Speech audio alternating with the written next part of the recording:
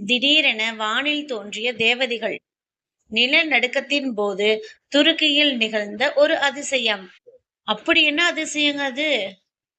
Aegean கடல் பகுதியில் நிலநடுக்கத்தின் போது வானில் தோன்றிய மர்ம ஒளி தூண்கள். அது அமானுஷ்யமா அல்லது அறிவியலா? நிலநடுக்க ஒளி உருவாவதன் பின்னணியில் உள்ள வியக்கத்தக்க காரணங்களை பற்றி பார்ப்போமா? இதுதான் அந்த உருவம்.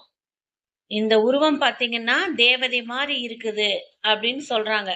கடந்த மார்ச் மாதம் இறுதியில் கடந்த மார்ச் மாதம் இறுதியில் துருக்கி, கிரீஸ் நாடுகளுக்கு இடைப்பட்ட ஏஜியன் கடல் பகுதியில தொடர்ந்து நிலநடுக்கம் ஏற்பட்டுச்சு.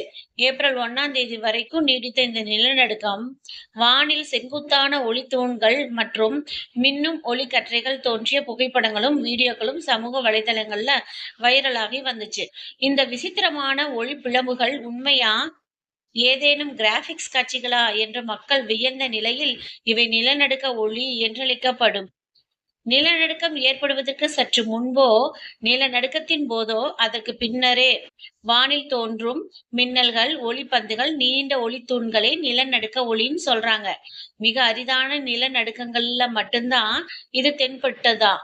சமீபத்தில ஏஜியன் கடல் பகுதியில் தோன்றிய இந்த ஒளிக்கற்றைகள் கண்ட சிலர் இவை ஏதோ தேவதைகள் என்றும், சிலர் மாய உலகம் என்றும் கூறினர்.